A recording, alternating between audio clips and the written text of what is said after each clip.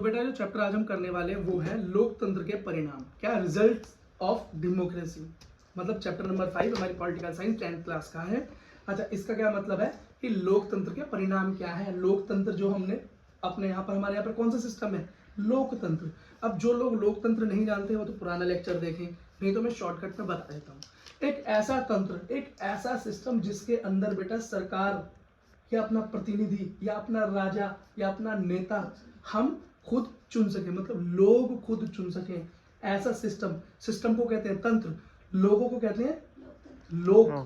तो लोगों का तंत्र सिस्टम, ऐसा लोगों का सिस्टम जिसके द्वारा बेटा आगे सरकार चुनी जा सके, उसको क्या बोलते हैं, लोकतंत्र, डेमोक्रेसी। ठीक है बेटा। तो डेमोक्रेसी के फायदे क्या है, इसकी मेन हाइलाइट्स क्या है, ये हम जरा समझ लेते हैं। सबसे पहली बात, डेमोक्रेसी से क्या मिलता है हमें मिलता है बेटा समानता का हक। क्या मिलता है, समानता का हक। एवरीवन इज इक्वल, हर कोई समान है, अमीर हो गरीब हो, लड़का हो लड़की हो, या हो जो अपना लिंग निर्धारित नहीं कर सकते वो लोग हों, किसी भी प्रकार का आदमी हो, विकलांग हो कि सक्षम हो, सारे लोग कैसे हैं, बराबर हैं। संविधान के अंदर में बेटा सारे लोग बराबर है, ऐसे बोलते हैं समानता का अधिकार। ये कौन दे सकता है, ये बेटा सिर्फ और सिर्फ लोकतंत्र सरकार के अंदर ही हो सकता है। ठीक है, आपने हिस्ट्री पढ़ी हुई है, देखा हुआ है, यहाँ पे राजा का राज होता है, राजतंत्र होता है, तो वहां पर क्या होता है, गरीब कुचला ही जाता है, वोटिंग का भी हक नहीं होता, आवाज भी नहीं उठा सकता, लेकिन अमीर उनके पास सारी पावर होती है। ठीक है, अगली चीज देखो बेटा, व्यक्ति के मान सम्मान, मतलब मान और सम्मान की रक्षा भी बेटा इसके अंदर होती है। अगर आपका कोई अधिकार छीनता है, आपका कोई समानता का अधिकार छीनता है, कितने लोकतांत्रिक अधिकार है हमारे पास, 6। कितने, 6 लोकतांत्रिक अधिकार है, याद कराए थे बेटा, याद कराए थे ना।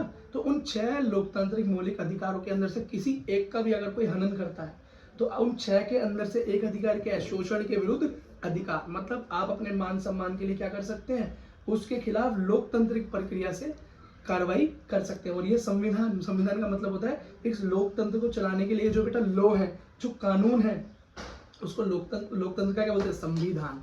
क्या बोलते हैं, संविधान, रूल एंड रेगुलेशंस। उसके तरीके से बेटा उस आदमी को, उस व्यक्ति को सजा मिलेगी जो आपका अधिकार छीन लेगा। दूसरी चीज देखो, गलतियों को सुधारने का मौका देता है लोकतंत्र। जैसे कि मानो किसी भी गलती की वजह से आपने एक ऐसे नेता को चुन लिया जिसने वो काम नहीं किए जो आपको लगा था वो करेगा, जो प्रॉमिस उसने की थी वो नहीं, तो आप बेटा अगले 5 साल बाद अपनी गलती को सुधार कर किसी उस नेता का चुनाव कर सकते हैं जो आपको लगता है कि उससे ज्यादा लायक है। समझ में आ गई। और यही अधिकार बेटा सरकार के पास भी है। अगर उस सरकार को लोग नहीं चुनते तो उनको पता चल जाता है कि मेरी ये गलतियां थी, तो वो भी अपने सुधार करके अगले साल अपने अंदर इंप्रूवमेंट करके दोबारा से लोगों का विश्वास जीत सकते हैं। ठीक है, अगली चीज देखो बेटा, निर्णय लेने की गुणवत्ता में सुधार। इसका मतलब क्या है बेटा, निर्णय जब लेती है ना लोकतांत्रिक सरकार, टाइम लगता है उसमें, क्योंकि बहसबाजी होती है। क्यों, क्योंकि बेटा लोकतंत्र के अंदर कुछ ऐसे नेता भी होते हैं जो कि जीते होते हैं कुछ वोटों के अंतर से, और कुछ ऐसे होते हैं जो उनके पक्ष में नहीं होते, बोलते हैं विपक्ष के नेता, अपोजिशन। ठीक है, तो अपोजिशन और बेटा जो समय सरकार होती है उनके बीच में एक बहस होती है। क्या होती है, किसी भी सुधार के लिए, निर्णय के लिए बहस होती है, और उसमें वोट होता है संसद भवन के अंदर, है ना, हमारे संसद भवन में। तो जब बेटा वो बहस होती है उसके बाद एक रिजल्ट निकलता है कि वो निर्णय लेना है या नहीं लेना। समय तो लगता है, लेकिन जो निर्णय निकल कर आता है वो कैसा होता है, बढ़िया होता है, देश के हित में होता है। ठीक है, अगली चीज देखो, संघर्षों को हल करने का बेटा क्या है, इसके अंदर एक तरीका भी है। मतलब संघर्ष को हल करने का मतलब, मानो कि कोई प्रॉब्लम हमारे देश में हो गई, प्रॉब्लम हो गई, कुछ लोगों ने संघर्ष किया, प्रोटेस्ट किया, तो बेटा उसको हल करने का भी तरीका हमारा लोकतंत्र की सरकार देती है, लोगों की भागीदारी सुनिश्चित करती है। क्या हो गया बेटा, लोकतंत्र के फायदे। ठीक है, बात समझ में आ गई। अच्छा बेटा, लोकतंत्र सरकार के परिणाम क्या है, लोकतंत्र के परिणाम भी और देखो जरा। तो एक बात, उत्तरदायी, या उत्तरदायी, इसका मतलब बेटा जो भी सरकार, जो भी लीडर, जो भी नेता हम चुनकर आगे भेजते हैं वो बेटा अपने काम का उत्तरदायी होता है। मतलब आगे उसकी जवाबदेही होती है। ऐसा नहीं वो कुछ करे तो उसको कोई पूछने वाला नहीं है। क्यों बेटा, यहाँ पर नेता पक्ष का है तो विपक्ष में भी नेता है, अपोजिशन में भी नेता है, जो कि बेटा उस कुर्सी के लिए क्या कर रहे हैं, लड़ाई कर रहे हैं। जैसे राहुल गांधी है और जैसे मोदी जी हैं। अब मोदी जी सरकार में, लेकिन राहुल गांधी क्या चाहते हैं कि वो क्या है, वो बेटा प्रधानमंत्री मोदी जी की सीट पे आना चाहते हैं, और ऐसे और भी नेता है जो आना चाहते हैं। तो मोदी जी अपनी क्या करते हैं बेटा, अपनी जो काम करते हैं उसके बारे में लोगों को बताते हैं। क्यों? ताकि लोग उनको अगली बार भी चुने। और बेटा दूसरे जो विपक्ष में नेता जैसे राहुल गांधी हैं, केजरीवाल है, वो क्या करते हैं, वो बेटा उन नेताओं की, मतलब भाजपा जो इस टाइम गवर्नमेंट में है या मोदी जी जो प्रधानमंत्री हैं, उनकी कमियां गिनवाते हैं। क्या करवाते हैं बेटा? कमियां गिनवाते हैं। ठीक है, तो यही तो है उत्तरदायित्व। तो उनको बेटा सफाई भी तो देनी पड़ती है कि आप जो बेटा हम पे आरोप लगा रहे हो, राहुल गांधी जो मोदी जी के बारे में कह रहे हैं वो गलत है या सही है। इस बात के लिए क्या होता है, वाद विवाद होता है, बहस होती है, प्रेस कॉन्फ्रेंस होती है, जवाब दी जाती है। इससे क्या होता है, जनता को पता चलता है कि ये बात सच है क्या झूठ है। तो इसका मतलब ये नहीं कोई लोकतंत्र सरकार हमने चुन ली तो अब वो जो मर्जी करती रहेगी, उससे कोई सवाल नहीं होगा।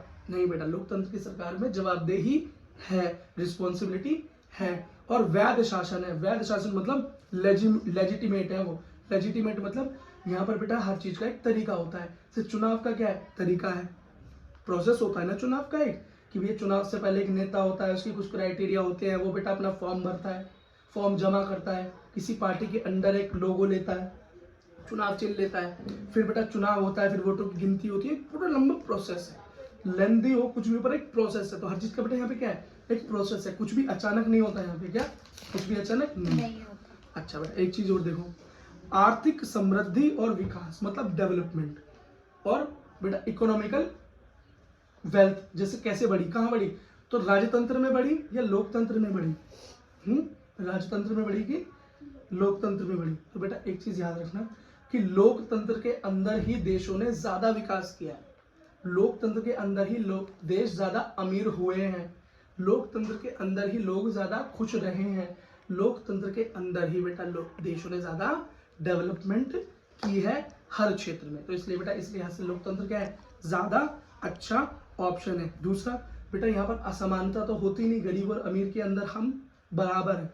ऐसा तो है नहीं कि गरीब वोट देने जा रहा है तो उसके अंदर पावर कम है, अमीर वोट देगा तो 10 वोटों में गिना जाएगा। नहीं बेटा, गरीब दे तो वो भी एक और अमीर दे तो वो भी एक। तो क्या हो गई बेटा, सरकार चुनने की पावर सबके बाहर क्या है, बराबर है। और ये काम सिर्फ लोकतंत्र में ही हो सकता है। ठीक है, अच्छा बेटा एक और चीज देखिए, लोकतंत्र ही एक ऐसा तंत्र है जहाँ पे सामाजिक विविधता का आवास होता है, निवास होता है। मतलब ये सामाजिक विविधता क्या है भाई, सामाजिक विविधता का मतलब होता है भाई कि एक समाज ऐसा है जिसके अंदर बहुत अलग अलग तरह के लोग रहते हैं। बहुसंख्यक है मेजोरिटी और अल्पसंख्यक है माइनॉरिटी। मतलब कुछ लोग ज्यादा संख्या में हैं, कुछ लोग कम संख्या में हैं बेटा। लेकिन लोकतंत्र क्या ऐसा सिस्टम है जिसके अंदर बहुसंख्यक, अल्पसंख्यक, ठीक है, एक धर्म वाले दूसरे धर्म वाले सब एक दूसरे का क्या करते हैं, सम्मान करते हैं, मिलजुल कर बेटा इस देश को चलाते हैं, मिलजुल कर इस देश की सरकार को बनाते हैं, मिलजुल कर इस देश को आगे बढ़ाते हैं। और ऐसा काम कहाँ हो सकता है, सिर्फ लोकतंत्र की सरकार के अंदर ही ऐसा काम हो सकता है। और भारत इसका सबसे बड़ा उदाहरण है, क्योंकि भारत के अंदर बड़ा धर्म जिसे हम हिंदू कहते हैं, छोटा धर्म जिसे हम, छोटे से मेरा मतलब नहीं कि छोटा है, छोटे से मेरा मतलब अल्पसंख्यक धर्म जिसके अंदर जैन, बुद्ध, पारसी है ना, और मुस्लिम्स को भी काउंट किया जाता है। वैसे उनकी पॉपुलेशन इंडिया के अंदर, जितनी मुस्लिम पॉपुलेशन आज इंडिया के अंदर है, वर्ल्ड में किसी भी कंट्री में इतनी पॉपुलेशन नहीं है मुसलमान की जितनी आज इंडिया में। मतलब पाकिस्तान में भी इतने मुस्लिम्स नहीं रहते जितने इंडिया में रहते हैं। तो उनको माइनॉरिटी स्टेटस हम देते हैं, कंपेरिजन ऑफ हिंदुइज्म में बेटा उनको हम माइनॉरिटी का स्टेटस देते हैं, लेकिन संख्या बल में वो कम नहीं है। फिर भी हम बेटा मिलकर रहते हैं, मिलकर रहते हैं। ठीक है बेटा, अच्छा और बेटा एक और चीज, महिलाओं की सुरक्षा, महिलाओं का डेवलपमेंट, महिलाओं का विकास और महिलाओं को सम्मान सिर्फ और सिर्फ लोकतंत्र की सरकार में ही मिला है। आपने जितनी भी हिस्ट्री इससे पहले पढ़ी आपने देखा होगा, यूरोप के अंदर, फ्रांस के अंदर कहीं भी बेटा औरतों को वोटिंग का राइट नहीं मिला। लेकिन लोकतंत्र के अंदर औरत भी वोट दे सकती है, सेम आदमी वाले उसके अंदर बेटा क्या है, वही समानता उसके साथ है। अमीर गरीब औरत नहीं देखते, उम्र उस औरत की 18 से ऊपर होनी चाहिए। तो आदमी के लिए भी एक क्राइटेरिया है, ऐसा नहीं औरत की उम्र कुछ हो, आदमी की कुछ हो, औरत अमीर होनी चाहिए, नहीं, हर तरह की एक औरत उसी एज क्राइटेरिया में बेटा। तो महिलाओं का सम्मान कहाँ है, लोकतंत्र के अंदर ही क्या है बेटा, महिलाओं का। हाँ, और जातियों के बीच में बेटा जो अंतर है वो भी लोकतंत्र ने क्या खत्म कर दिया। अब कोई भी जाति हो, बिरादरी हो, सबका वोट का ताकत बराबर है। तो नेता बेटा छोटी जाति हो तो वहां, बड़ी जाति हो तो वहां सबके हाथ जोड़ता है, क्योंकि वोट की पावर सबके पास बराबर है। दूसरी बात, आरक्षण देकर उन लोगों को नीचे से ऊपर लाया गया ताकि बेटा ये असमानता जो हमारे समाज में कहीं ना कहीं थी उसको कम किया जा सके। लेकिन बेटा यह सिस्टम कुछ सालों के लिए ही था, लेकिन इसको आजकल पॉलिटिकल स्ट्रेंथ के लिए, पॉलिटिकल लीडरशिप के लिए या अपने फायदे के लिए उस सिस्टम को बढ़ाया जा रहा है, जो कि थोड़ा सा गलत भी होता जा रहा है। कई जगह ठीक भी है, कई जगह गलत भी है, एक बहस का मुद्दा हो सकता है, लेकिन बेटा इस चैप्टर के अंदर ये बहस का मुद्दा नहीं है। तो इसी के साथ इस चैप्टर को हम अंत करते हैं।